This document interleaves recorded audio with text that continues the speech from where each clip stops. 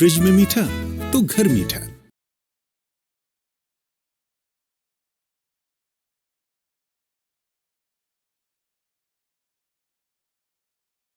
Statement सही है तो फर्स्ट ऑप्शन और लास्ट ऑप्शन तो वैसे ही आउट हो गया। ठीक,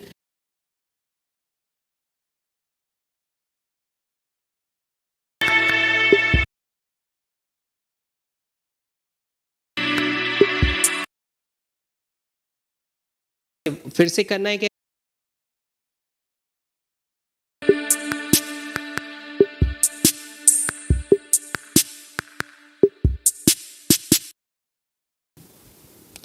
तो ये क्वेश्चन आपको जहां तक हमने पढ़ा यहां तक तो आ गया ना, क्लियर है? इसके आगे मूव करें कि भाई इसमें मतलब क्या था, मैं उधर समझाने में बिजी था। तो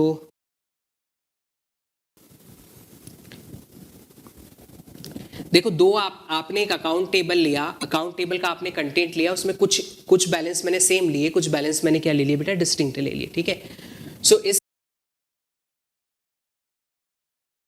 सो what we can say, it gives you the value 0, ये 0 दे रहा है, तो 0 + 1, तो 0 + 1 कितना हो गया बेटा, 1 हो गया। 0 + 1 1 हो गया, तो यहाँ 1 असाइन कर दिया।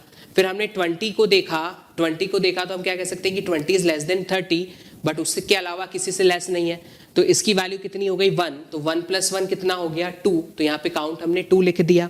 ठीक है, now see here, next is 10। 10 के कंडीशन में हमने देखा तो यहाँ पे हम क्या कह सकते हैं, 10 is less than 20, 10 is less than 30, तो काउंट कितना हो गया 2, और एक्स्ट्रा +1 हमने किया तो इट बिकम 3, तो यहाँ पे हमने 3 लिख दिया। ठीक है, now there is a 10, now there is a 10, so here what we can say, यहाँ हम लोग क्या कह सकते हैं कि ये जो 10 है, again it is less than 10 और इट इज लेस देन 20 और 30, भाई दोनों से लेस है, तो 2 और +1, तो यहाँ पे वैल्यू आपकी कितनी आ गई, यहाँ भी वैल्यू आपकी 3 आ गई। क्लियर है? तो फर्स्ट क्वारी के लिए हम लोग क्या कह सकते हैं, जो फर्स्ट हमने स्टेटमेंट लिखा हुआ है कि क्वारी 1 और क्वारी 2 की जो रोज है वो एग्जैक्टली सेम आउटपुट प्रोड्यूस करेगी क्या, तो ऐसा नहीं है, एग्जैक्ट सेम आउटपुट हमारा यहाँ पे नहीं आ रहा, एग्जैक्ट सेम आउटपुट हमारा यहाँ पे नहीं आ रहा। ठीक है, अब आगे के स्टेटमेंट हम लोग देखते हैं कि both query gives the correct implementation, तो नहीं, तो फर्स्ट स्टेटमेंट हमारा करेक्ट है, फर्स्ट स्टेटमेंट हमारा करेक्ट है, और उसके अलावा लेट्स सी हियर, देखिए ऑप्शन वाइज भी अगर हम लोग चलते हैं, ऑप्शन वाइज हम लोग चलते हैं तो first statement is absolutely correct, पहला स्टेटमेंट सही है, तो फर्स्ट ऑप्शन और लास्ट ऑप्शन तो वैसे ही आउट हो गया। ठीक, अब सेकंड स्टेटमेंट बोल रहा है कि both query 1 and 2 are the correct implementation of specification, कहाँ करेक्ट इंप्लीमेंटेशन है, क्वेरी 1 में रिजल्ट अलग आ रहा था, तो उसी एग्जांपल के लिए, और एग्जांपल देखेंगे तो हो सकता है कि क्वेरी 2 का भी इंप्लीमेंटेशन कुछ अलग आ जाए, बट उस एग्जांपल के लिए तो अलग आ रहा है, तो सेकंड ऑप्शन तो हमारा फॉल्स है। थर्ड बोल रहा है क्वेरी 1 इज करेक्ट इंप्लीमेंटेशन, नहीं, क्वेरी 1 तो करेक्ट इंप्लीमेंटेशन है ही नहीं, तो थर्ड भी फॉल्स है। ठीक है, थर्ड भी फॉल्स है, तो आपका ये ऑप्शन बी भी आउट हो गया क्योंकि ये 1 3 बोल रहा था, तो बचा कौन सा, बचा कौन सा, ऑप्शन सी।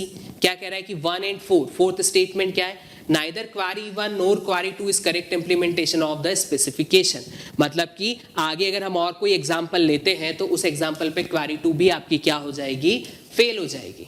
ठीक है, सो क्या एग्जांपल सर हम ले सकते हैं, तो आप क्या करें, सभी का बैलेंस सेम ले लें और रन करके देखें, सभी का बैलेंस डिस्टिंक्ट ले लें और रन करके देखें, तो इन एग्जांपल्स पे, क्योंकि हमने एक एग्जांपल तो ले लिया जिसमें कुछ सेम था कुछ डिस्टिंक्ट था, अब अगर सभी का सेम बैलेंस है तो क्या रिजल्ट आता है, या फिर सभी का डिस्टिंक्ट बैलेंस है तो क्या रिजल्ट आता है, तो उनमें से अगर किसी भी पॉइंट पे क्वेरी 2 फेल हो गई तो वो फेल हो जाएगी। ठीक है,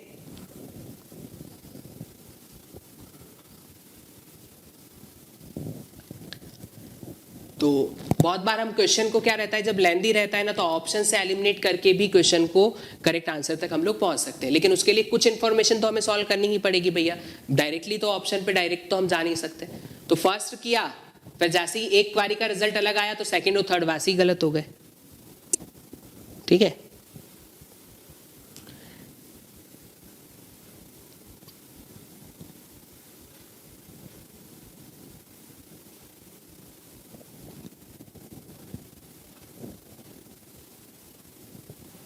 देखिए जो फिफ्थ स्टेटमेंट है, हालांकि वो हम लोग के कुछ काम का नहीं है, है ना, व्हाट वी कैन से कि that particular is related to the क्या कह सकते हैं हम, ऑप्टिमाइजेशन से रिलेटेड है. ऑप्टिमाइजेशन जो है वो हमारे सिलेबस में, मतलब जो करंट सिलेबस है उसके हिसाब से नहीं है. क्वेरी ऑप्टिमाइजेशन से कि भैया ऐसा करते हैं तो इतना टाइम लगता है, तो वैसा करने पे जो टाइम लगेगा उनके कंपैरिजन है, तो वो क्वेरी ऑप्टिमाइजेशन होता है. क्वेरी ऑप्टिमाइजेशन हमारे सिलेबस का पोर्शन नहीं है, तो इसको जाने दो, छोड़ो इसे.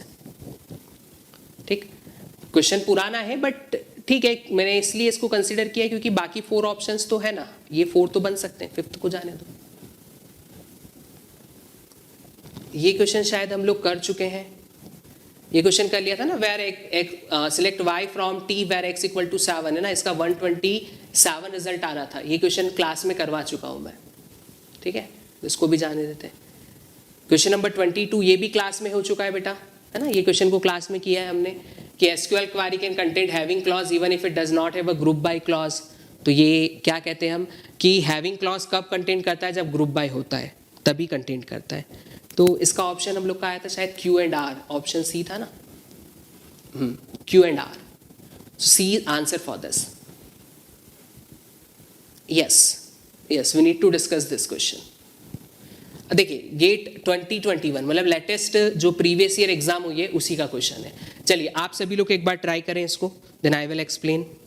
एक बार सभी लोग ट्राई करें इस क्वेश्चन को, देन आई विल एक्सप्लेन. 22 का आंसर बेटा, 22 का आंसर सी है और 21 का आंसर ए है. 21 का ए है, 22 का सी है और 23 करें. बी दिया है ग्रुप बाय. ठीक है, लेकिन हम स्टैंडर्ड के हिसाब से Q&R को सही कहते हैं कि all SQL query can contain having clause only if it has a group by clause. ठीक है, तो स्टैंडर्ड एसक्यूएल के हिसाब से आप उसको Q&R ही लें. ठीक,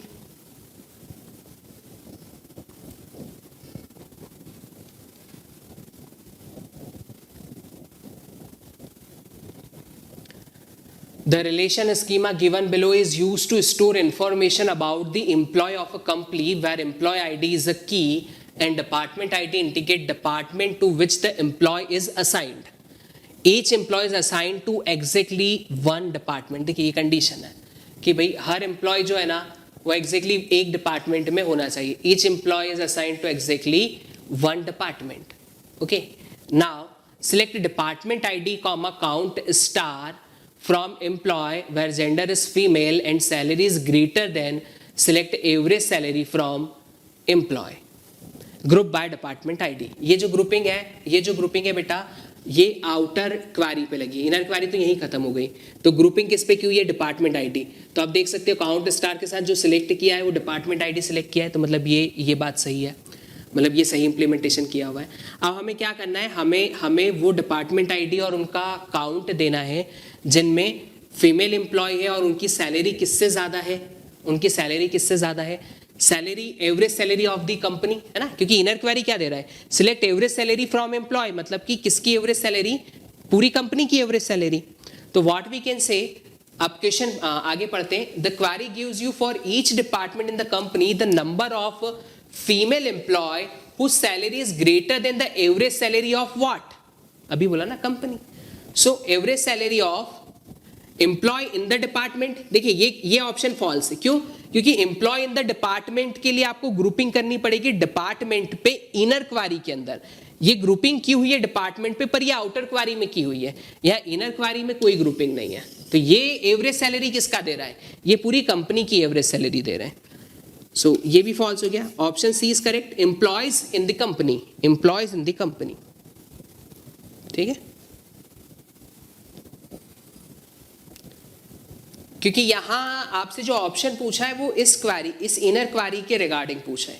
बाकी जो इंफॉर्मेशन थी वो तो क्वेश्चन में ही लिख के दे दी कि हम for each department in the company the number of female employ. तो देखिए ये फीमेल बाहर, इसका फीमेल का जिक्र भी हो गया है, हुज सैलरी का जिक्र भी हो गया है. Then greater than the salary of what, average salary of what, employee. तो सी इज योर आंसर. ठीक है, तो इस टाइप के जो क्वेश्चंस हैं वो आपके बेटा बन सकते हैं एसक्यूएल स्ट्रक्चर क्वेरी लैंग्वेज के अंदर. ठीक है, so that would be about the SQL. अब एसक्यूएल के बाद हम लोग जो अब डिस्कस करेंगे next, that is the relational algebra. Relational algebra हम लोग कंटिन्यू अभी से ही सेशन को स्टार्ट कर देते हैं रिलेशनल अलजेब्रा का. ठीक है,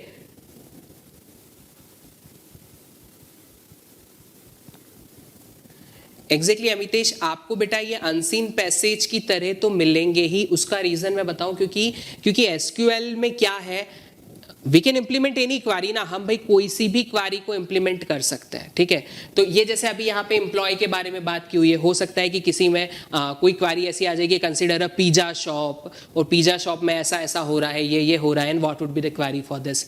हो सकता है कि कहीं कोई क्वारी ऐसी आ जाए, डोमिनोज के बारे में आ जाए, है ना, कोई यूनिवर्सिटी के बारे में आ जाए, तो ऐसे आ सकता है. आपको जो मेन फोकस करना है ना, देखो इस क्वेश्चन में भी फोकस की मैं बात करूं, क्वेश्चन को सॉल्व करने के लिए, अटेम्प्ट करने के लिए, आप सिर्फ जो हमने लॉजिक्स पढ़े ना, उन लॉजिक्स के थ्रू जाओ.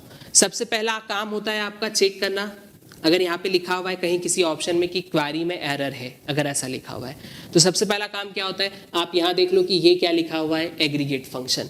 क्या इसके साथ में जो सिलेक्ट किया है उस पर ग्रुपिंग है या नहीं. पहला काम, यस सर ग्रुपिंग है, तो मतलब ये ठीक है. अगला पॉइंट, कहीं वेयर में जो कंडीशन दी है वो एग्रीगेट तो नहीं है, क्योंकि वहां एरर आ सकती है. वेयर में एग्रीगेट कंडीशन नहीं आती, उसके लिए हैविंग लगाना पड़ता है. ठीक है, तो पहले इस तरीके से ये एरर चेकिंग के पॉइंट्स है, एरर चेकिंग के पॉइंट है. इस तरीके से आप एरर्स को ढूंढ सकते हैं, चेक कर सकते हैं. तो पहली चीज तो ये है बेटा, पहली चीज तो ये है. दूसरा पॉइंट क्या है, दूसरा पॉइंट क्या है, आता है आउटपुट के ऊपर, कि आउटपुट क्या होगा. तो उसके लिए आपको क्या क्लियर होना चाहिए, क्वेरी में ऑर्डर ऑफ एग्जीक्यूशन, ये बहुत इंपॉर्टेंट है. Yes yes yes, and we need to patience also. भैया क्वेरी को सॉल्व करना है तो एकदम बड़ी क्वेरी देख के डरना नहीं है.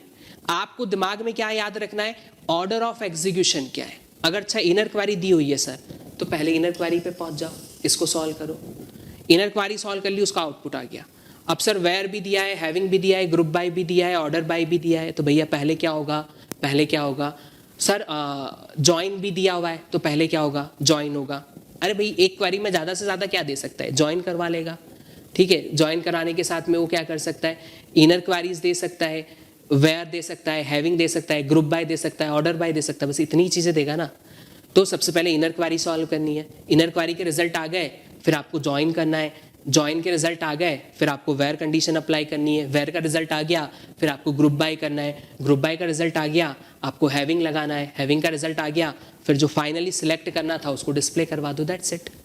तो बस ये चीज याद रखें, ये चीज याद रखें.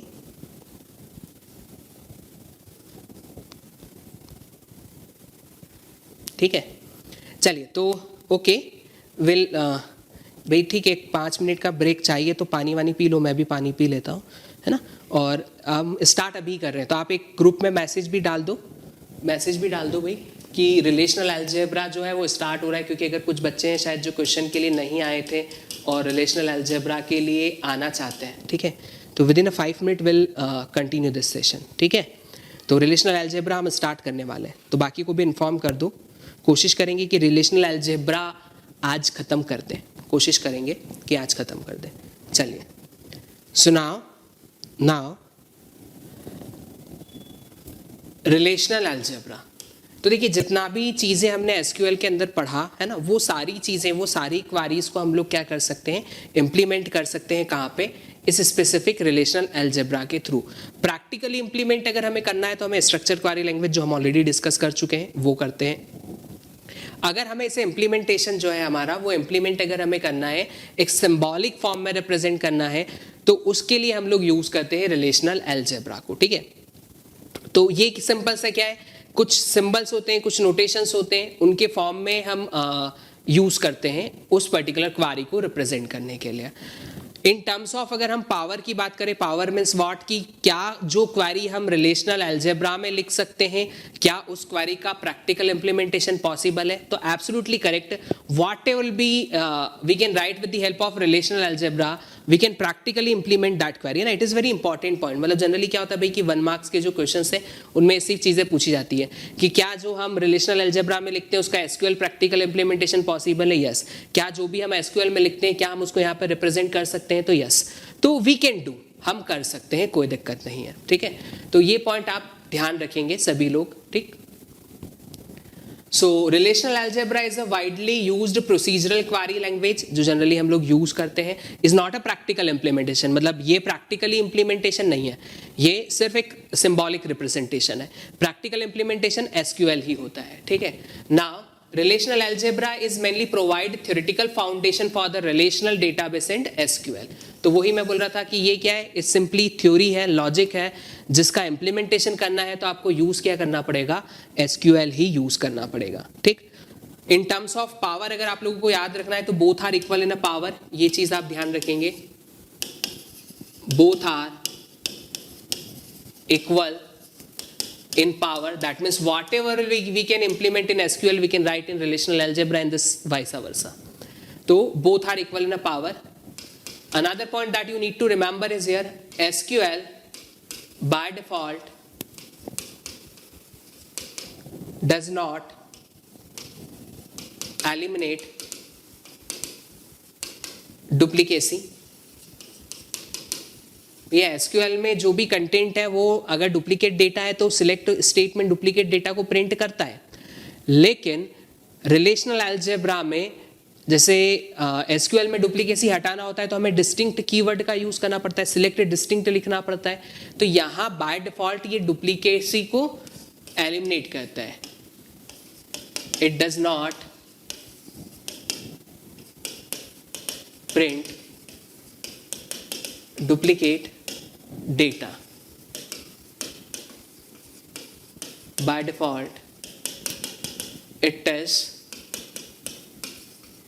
distinct, है ना, distinct ही होता है ये, what will be the data, वो सारा का सारा डेटा डिस्टिंक्ट ही होता है।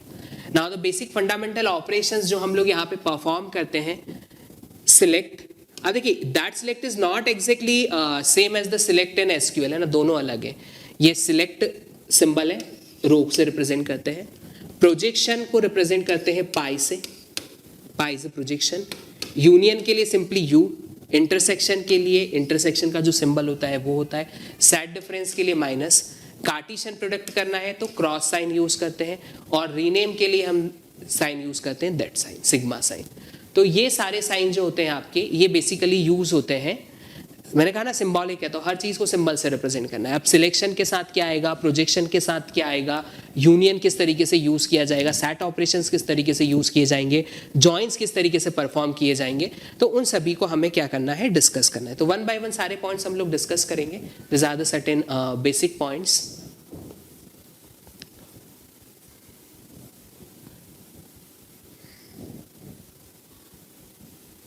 चलिए,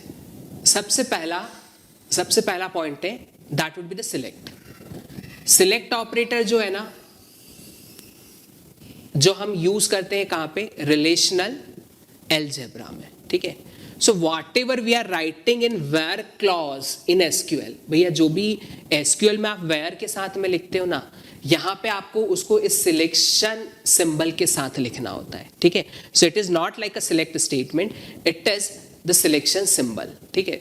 तो अगर जैसे हमने लिखा suppose where salary greater than 2000, ठीक है, तो आपको यहाँ पे रिप्रेजेंट करना होगा ये जो सैलरी ग्रेटर देन 2000 है ना, इसको इस सिंबल के साथ में लिखना होगा, सैलरी ग्रेटर देन 2000। बाकी जो भी इंफॉर्मेशन है जो हमें दी हुई होगी, suppose we need to select that from the employee table, employee tables की बात करें तो ब्रैकेट में एम्प्लॉय टेबल लिख देंगे, ब्रैकेट में एम्प्लॉय टेबल लिख देंगे like this, ठीक है। so whatever we are writing with where clause in SQL, वो आप यहाँ पे सिग्मा सिंबल के साथ में क्या कर देते हो, उसको रिप्रेजेंट कर देते हो, ठीक है। तो select operator denoted by the sigma and it is used to find the tuples from the relation. तो रिलेशन में से अगर हमें कुछ स्पेसिफिक टपल्स निकालनी है तो स्पेसिफिक टपल को फाइंड आउट करने के लिए हमें कंडीशनल बेस्ड अप्रोच यूज करनी पड़ती है। जो कंडीशन होती है हम वो वेयर के साथ लिखते हैं, और वो वेयर कंडीशन को ही हम लोग यहाँ पे यूज करते हैं सिलेक्ट ऑपरेटर बोल सकते हो,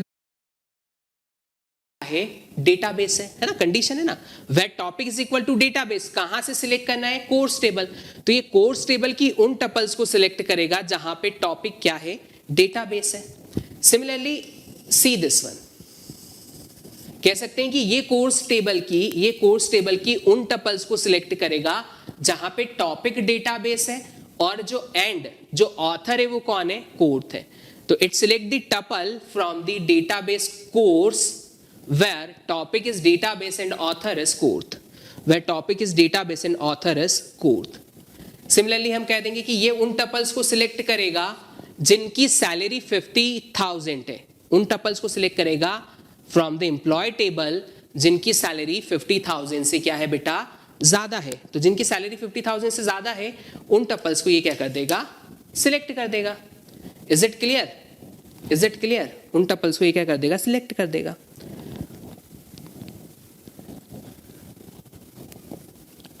अनदर इज प्रोजेक्शन। प्रोजेक्शन का जो काम है वो एग्जैक्टली क्या है, प्रोजेक्शन का जो काम है वो एग्जैक्टली क्या है, जो भी हम एसक्यूएल में सिलेक्ट क्वेरी सिलेक्ट के साथ लिखते थे, जैसे हम क्या लिखते थे, सपोज मैंने लिखा select B comma C from relation R, I am writing like this. So जो भी हम लोग एसक्यूएल में सिलेक्ट करते थे, now that comes with projection in relational algebra.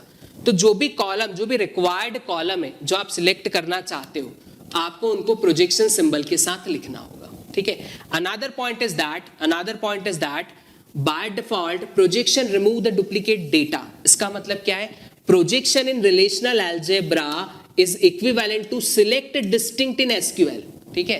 तो एग्जैक्टली अगर आप चाहते हैं यहाँ पे, तो आपको यहाँ पे क्या लिखना है, सिलेक्ट, और सिलेक्ट के बाद आपको लिखना है यहाँ पे distinct, select distinct B comma C from R, select distinct B comma C from R. तो आप क्या लिखेंगे, पाई बी कॉमा सी, और ब्रैकेट में आपने क्या लिख दिया, आर लिख दिया, ब्रैकेट में आपने क्या लिख दिया, आर लिख दिया। तो select B comma C from R, तो एग्जैक्टली ये क्या होगा, select B comma C from R लिखता हूं तो अगर बीसी की कोई डुप्लीकेट टपल है तो वो प्रिंट हो जाती है। तो मुझे डुप्लीकेसी को रिमूव करना है एसक्यूएल में, तो मुझे यहाँ पे डिस्टिंक्ट कीवर्ड का यूज करना पड़ता है। लेकिन रिलेशनल अलजेब्रा में बाय डिफॉल्ट डुप्लीकेसी क्या होती है, एलिमिनेट ही रहती है ना। तो बाय डिफॉल्ट डुप्लीकेसी एलिमिनेट होती है। तो pi B comma C is equivalent to this. इसलिए हम लोग कहते हैं कि जो प्रोजेक्शन यूज होता है रिलेशनल अलजेब्रा में, वो सिलेक्ट डिस्टिंक्ट के इक्विवेलेंट होता है एसक्यूएल में, ठीक। तो ये आपकी सपोज टेबल आर थी, आपको बोला पाई बीसी फ्रॉम आर। अब आप देखिए बीसी का कंटेंट देखिए, let's see here, just look on the content of BC. 2 3 3 4, now 2 3 is repeated, तो ये वैल्यू, ये रो प्रिंट नहीं हुई आपकी, ये रो प्रिंट नहीं हुई आपकी, and 5 6। So 2 3 3 4 5 6, if there is any duplicate row या डुप्लीकेट डेटा, तो बेटा वो क्या हो जाएगा, एलिमिनेट हो जाएगा, वो एलिमिनेट हो जाएगा। तो हो गया एलिमिनेट, हो गया एलिमिनेट पड़ता है, ठीक।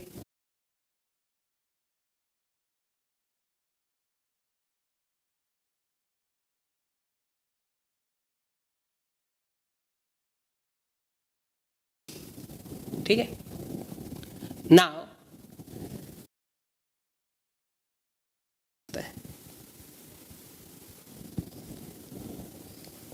जो भी आप सिलेक्ट करोगे वो इसके साथ आएगा, जो भी वेयर के साथ लिखोगे वो इसके साथ आएगा, एंड फ्रॉम, तो जो भी टेबल है वो ब्रैकेट में आ जाएगी, ठीक है।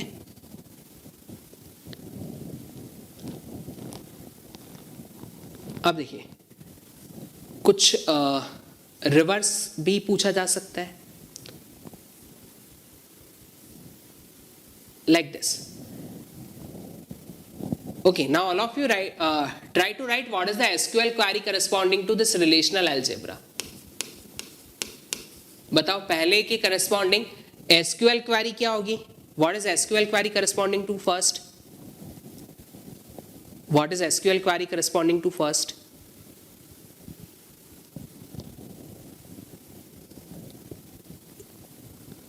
What is SQL query corresponding to first? Tell me. देखिए फर्स्ट की करस्पॉन्डिंग एसक्यूएल क्वेरी क्या होगा बेटा, फर्स्ट की corresponding SQL query, salary greater then 5,000, name comma salary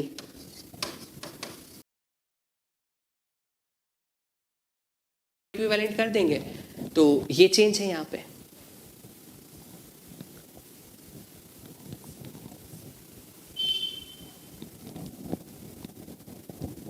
now see है, सपोज मैंने क्वेरी लिखी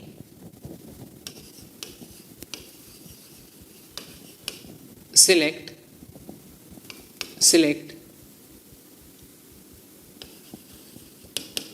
max salary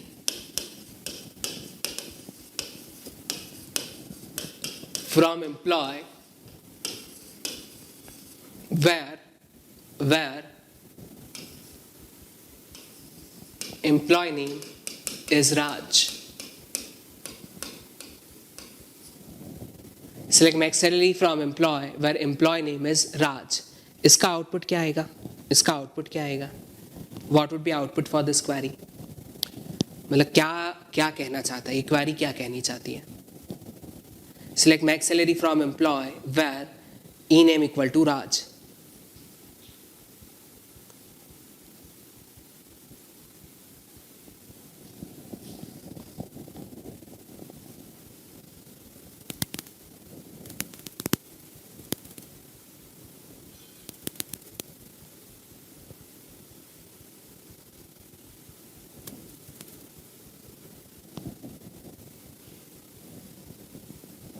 So it gives you the maximum salary of employee whose name is Raj. तो अगर table में बहुत सारे राज है, राज 1, राज 2, राज 3, there are so many राज, तो बहुत सारी सैलरी होगी। उन सैलरी में से जो मैक्सिमम है वो ये प्रिंट कर देगा। तो कैन वी से दैट कि ये हमेशा सिंगल वैल्यू ही देगा? It gives you always a single value. भाई कभी भी 2-3 मैक्सिमम सैलरी आएगी क्या? नहीं, एक ही सैलरी मैक्सिमम सैलरी आएगी ना। तो हम क्या कह सकते हैं कि यहाँ से कभी भी डुप्लीकेसी नहीं आएगी। तो यहाँ सिलेक्ट डिस्टिंक्ट नहीं भी लिखेंगे तो इसके इक्विवेलेंट हम रिलेशनल अलजेब्रा लिखते हैं तो हम क्या कह देंगे? पाई मैक्स सैलरी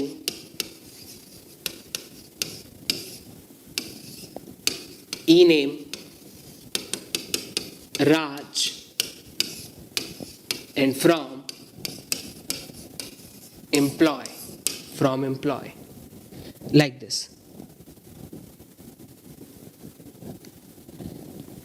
ओके तो अब अगर आपसे देखिए क्वेश्चन किस तरीके से आ सकता है कि output of this is equivalent to that और नॉट। तो ऐसा नहीं कि सर ने डिस्टिंक्ट कहा था तो यहाँ डिस्टिंक्ट नहीं है तो इसका आउटपुट अलग आएगा, इसका अलग आएगा। अरे भाई अगर यहाँ रिपीटेड वैल्यूज प्रिंट होंगी तो फिर हमें उसका डिस्टिंक्ट करना है। बट अगर ये यूनिक वैल्यू है ना, अगर सिंगल वैल्यू है तो ये भी सिंगल वैल्यू देगा, तो इन दोनों का आउटपुट सेम ही रहेगा। लेकिन हाँ अगर यहाँ से एक से ज्यादा सिमिलर वैल्यू, बाय डिफॉल्ट ये डुप्लीकेसी को एलिमिनेट तो करता नहीं है बट जबरदस्ती डुप्लीकेट वैल्यू तो देता भी नहीं है ना। तो अगर किसी कंटेंट में डुप्लीकेट वैल्यू है ही नहीं तो फिर ठीक है, we can say that output of this is equivalent. अब देखिएगा एक और एग्जांपल से समझते हैं इस पॉइंट को। Suppose I am having a relation R. I am having relation R with attribute A, B, C and A is primary key here. A is primary key here. SQL1 मैंने लिखा select A from R. SQL2 मैंने लिखा select distinct A from R. और इसका relational algebra मैंने लिखा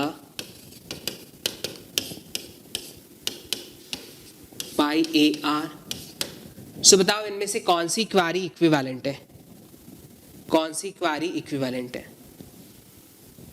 विच is equivalent to relational algebra? Which is equivalent to relational algebra? Which query's output is equivalent to relational algebra? Which query's output is equivalent to relational algebra?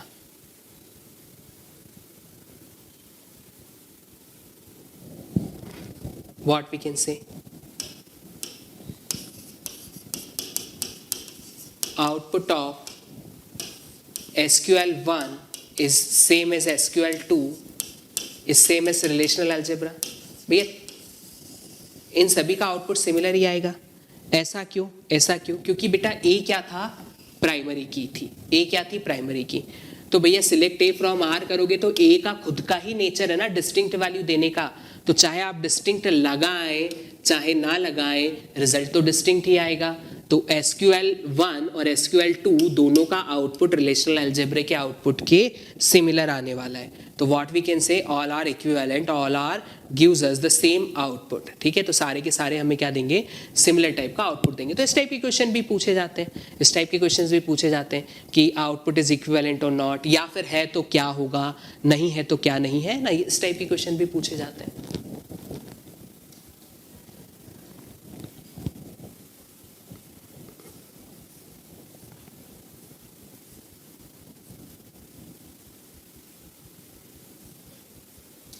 Now see, now if we are talking about the SAT operations, अगर हम लोग बेटा SAT operation की बात करते हैं, SAT operation कौन से सर, वही SAT ऑपरेशन जो हमने किस में पढ़े थे, SQL में पढ़े थे, उन्हीं SAT ऑपरेशंस की बात करते हैं। यूनियन हुआ, इंटरसेक्शन हुआ, SAT डिफरेंस हुआ, we can do the same SAT operation here also, यहाँ पे भी कर सकते हैं। ठीक है, तो सबसे पहला पॉइंट क्या है, SAT ऑपरेशन को रिप्रेजेंट करेंगे तो यूनियन का जो सिंबल है उस यूनियन सिंबल से हम लोग रिप्रेजेंट करते हैं। ठीक है, another point is what, all the constraints are same as in SQL। SQL में जितने कंस्ट्रेंट थे किस पे, यूनियन पे, क्या था, दोनों टेबल यूनियन कंपेटेबल होनी चाहिए, दोनों टेबल में नंबर ऑफ एट्रीब्यूट सेम होने चाहिए, दोनों टेबल के जो एट्रीब्यूट्स हैं उनके डेटा टाइप में 1-to-1 करस्पॉन्डेंस होना चाहिए, तभी हम उनके ऊपर क्या कर सकते हैं, यूनियन ऑपरेशन परफॉर्म कर सकते हैं। ठीक है, now what we can say, second, output will be in a sorted sequence and duplicate values are eliminated. तो हम लोग यहाँ पे क्या कहेंगे, वैसे भी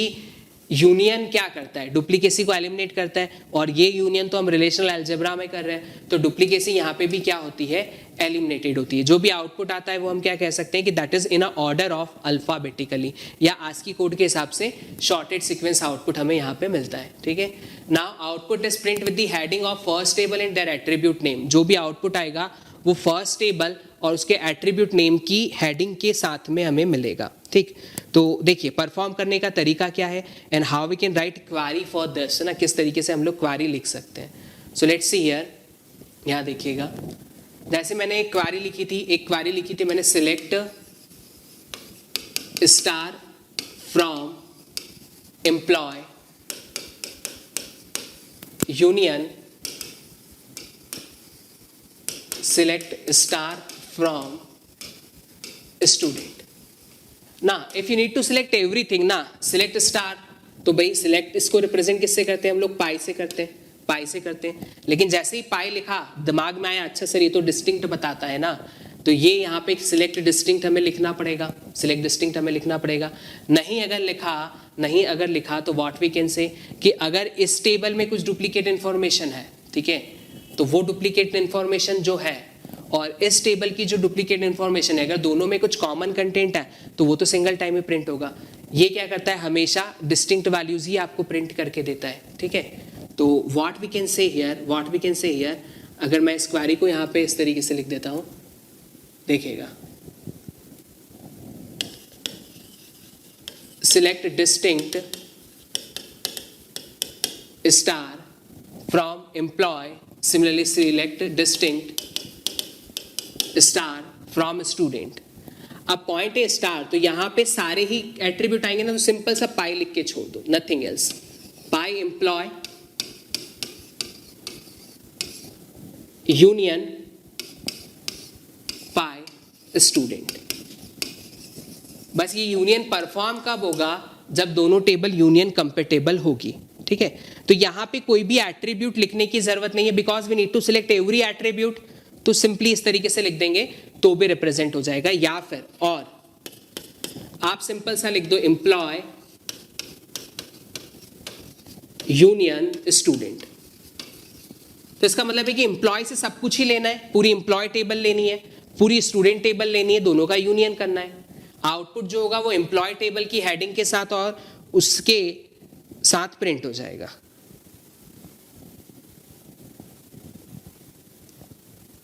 ठीक है, इज इट क्लियर?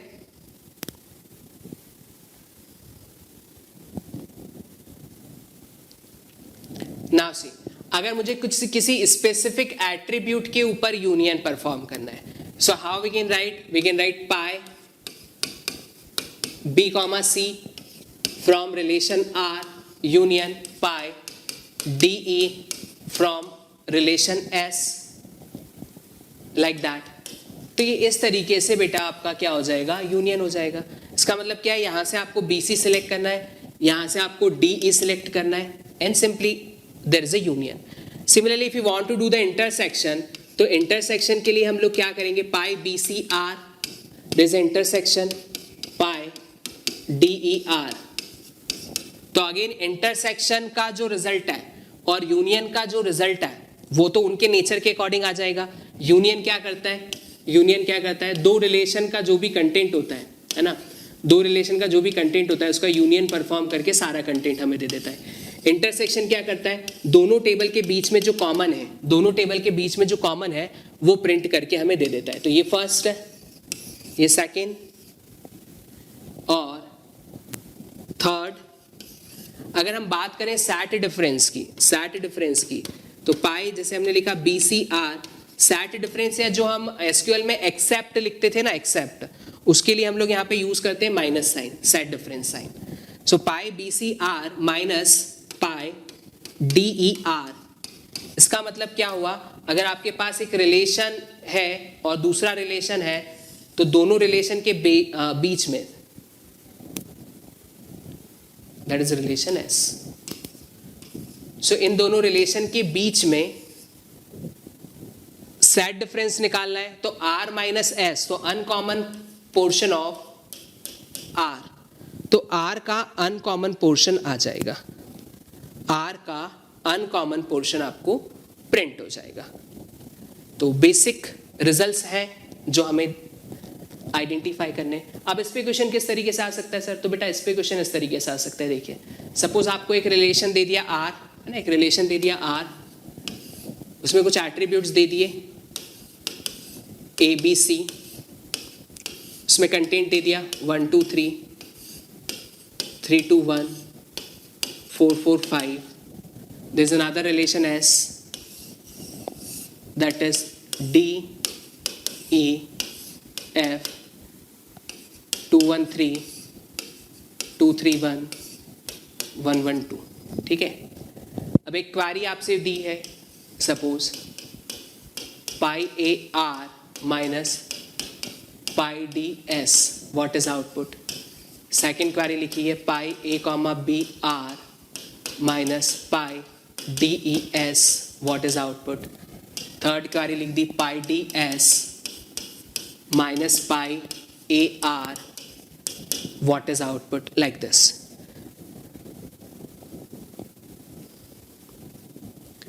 अभिषेक शर्मा, हाँ ये सेट डिफरेंस ही है ना बेटा.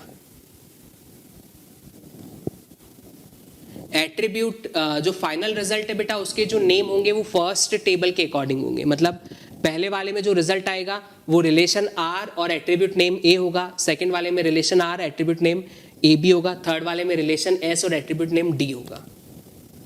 तो आपको आउटपुट इस तरीके से क्वारी लिखी होगी, टेबल दी हुई होगी, आपसे पूछा जाएगा what would be the output. तो अल्टीमेटली इसमें करना कुछ नहीं है, सेट ऑपरेशन परफॉर्म करना है और रिजल्ट निकालना है बस.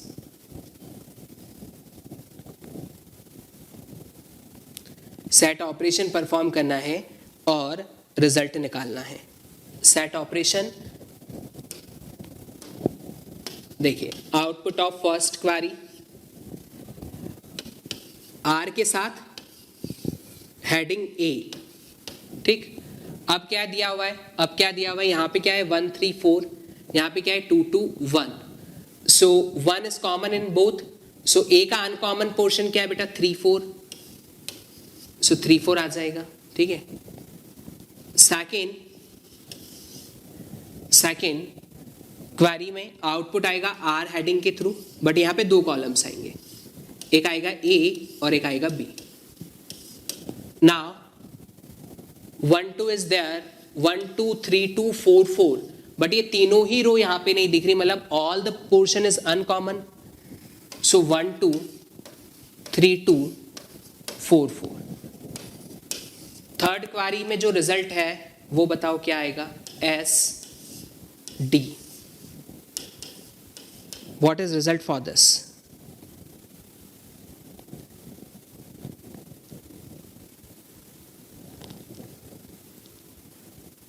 अभिषेक शर्मा, हाँ बेटा बिल्कुल हो सकता है, बिल्कुल हो सकता है।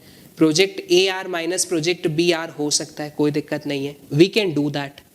सेम टेबल में भी कर सकते हैं, बस उसके डेटा टाइप सेम होने चाहिए, कर सकते हो, डेटा टाइप सेम होना चाहिए, ठीक है। अब देखो कुशलदीप, यहाँ पे एस है ना, डी से सिलेक्ट करना है, अनकॉमन पोर्शन ऑफ डी, तो आप कह देंगे कि सर 2 बट ये क्या है, डुप्लीकेट वैल्यू है। हम क्या कहते हैं कि यहाँ पाई लिखा है ना, ये किसके इक्विवेलेंट है बेटा, ये सिलेक्ट डिस्टिंक्ट के इक्विवेलेंट है ना, सिलेक्ट डिस्टिंक्ट के इक्विवेलेंट है। इसका मतलब है कि 2 एक ही बार आएगा, 2 एक ही बार आएगा, 2 एक ही बार आएगा, ठीक है। So only once.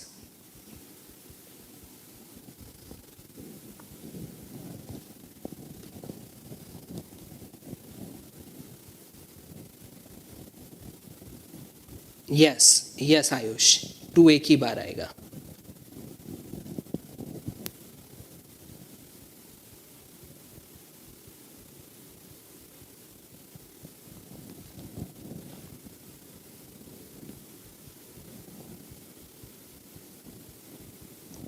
बेटा डी में हमने ऑपरेशन परफॉर्म किया है, दिस इज ई की बात करें ना, ए है ये, ए बी डी पे परफॉर्म किया है।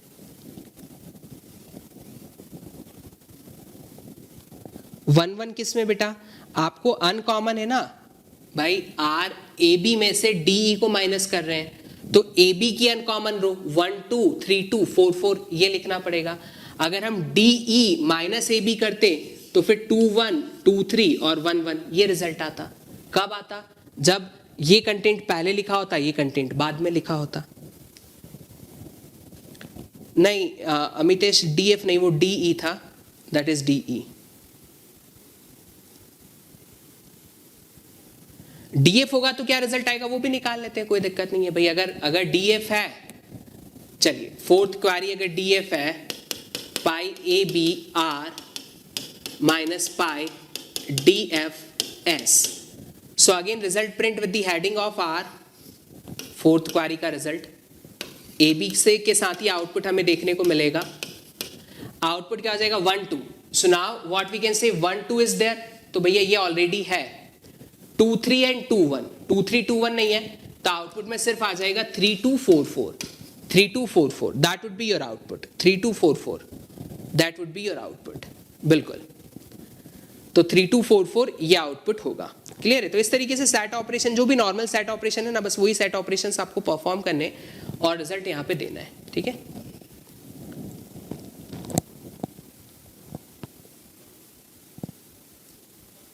चलिए क्लियर इतना। सो नाउ नेक्स्ट सेशन हम लोग में डिस्कस करेंगे about the join operations, join के बारे में डिस्कशन करेंगे, ठीक है।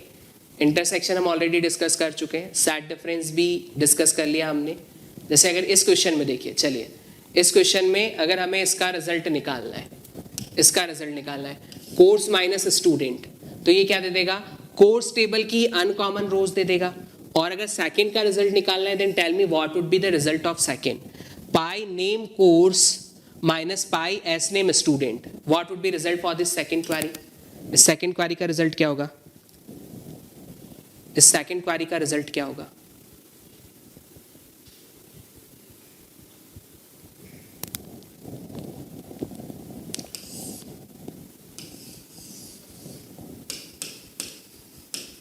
कोर्स के साथ आएगा, कोर्स के साथ आएगा नेम,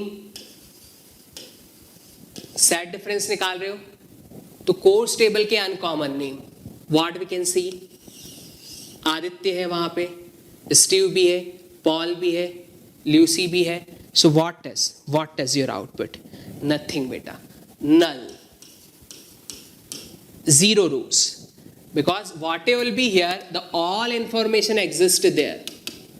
सो अगर मैं pi name course minus pi name student करता हूं तो 0 आता है, लेकिन अगर मैं इस तरीके से करता हूं, pi S name course, pi S name student minus pi S name student minus pi name course, then what is output, so अब आउटपुट आपका आएगा स्टूडेंट से और S name, uncommon of this particular, uncommon of this particular, तो इसमें कोई extra है क्या? Yes, 2 names are there, Carl and Rick, तो ये आउटपुट में आ गए आपके। So what we can say here कि a minus B is not equivalent to b minus A, और वो हमने मतलब मैथ्स अगर पढ़ा है तो उसमें भी आपने देखा होगा कि भैया सेट डिफरेंस ऑपरेशन जो है ना उनका रिजल्ट सेम नहीं आता। a minus B is not equal to b minus A, a minus B is not equal to b minus A. Union करोगे तो कोई दिक्कत नहीं है, यूनियन आप किसी भी ऑर्डर में कर सकते हैं, इंटरसेक्शन आप किसी भी ऑर्डर में कर सकते हैं, there is no issue, but we can't do set difference in like that, है ना। तो हम क्या कह सकते हैं इसको कि is not a commutative, है ना, commutative नहीं है।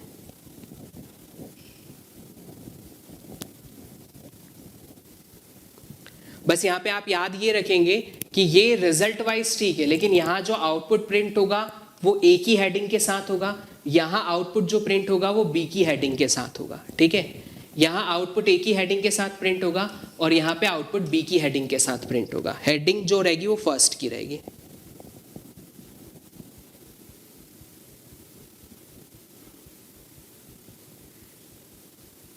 किसमें कॉलम नहीं है बेटा? फर्स्ट में। अच्छा, फर्स्ट में बेटा, फर्स्ट में कॉलम नहीं है इसका मतलब पूरी टेबल की बात कर रहे हैं हम यहाँ पे, कोर्स माइनस स्टूडेंट ना, इसका मतलब we are talking about the whole course table, हम उसके सारे एट्रीब्यूट मान के चल रहे हैं। कॉलम नहीं है इसका मतलब है कि सारे एट्रीब्यूट है। ये किसकी तरीके का हो गया? Just like that, pi course, that means we need to select everything from the course, minus we need to select everything from the student, इस तरीके से वो।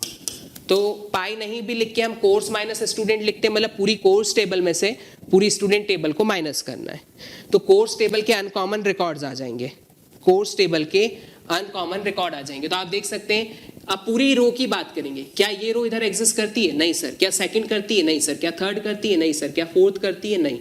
क्या फिफ्थ करती है? नहीं। तो कोर्स माइनस स्टूडेंट का जो आउटपुट होगा वो अगेन पूरा कोर्स टेबल मिल जाएगा आपको, पूरा कोर्स टेबल मिल जाएगा आपको। Got it? Is it clear? चलिए, ओके। सुना, नेक्स्ट सेशन सभी लोग ज्वाइन कर लीजिएगा, उसमें हम लोग डिस्कस करेंगे इसके आगे का, मतलब ज्वाइन किस तरीके से परफॉर्म करते हैं वो तो हम लोग सीख चुके हैं, हमें कंपैरेटिव स्टडी करनी कि अच्छा यहाँ ऐसे लिखते थे तो यहाँ पे ये करना है, लाइक दैट, ठीक है। डेटा टाइप सेम अगर है तो ही कर सकते हैं, अगर डेटा टाइप सेम नहीं है तो नहीं कर पाएंगे, डेटा टाइप सेम नहीं है तो नहीं कर पाएंगे। क्वेश्चन में आपको इंफॉर्मेशन गिवन होगी, अगर ये जो डेटा टाइप है, ये जो डेटा टाइप है, तो यहाँ सेम दिख रहा है, यहाँ एज आ रहा है, यहाँ SID आ रहा है। अगर डेटा टाइप्स डिफरेंट है, लाइक दिस, ये दोनों डेटा टाइप डिफरेंट है ना, अगर ऐसा दिया हुआ है कि सपोज इसका डेटा टाइप है var और इसका डेटा टाइप है integer, if we are taking the set difference, so what we can say, data type, there is no one-to-one correspondence between the data type, so आप वहाँ पे लिखें can't perform, फिर क्या लिखेंगे? can't perform। तो अगर data type different है तो can't perform, data type same है so we can do, ठीक है।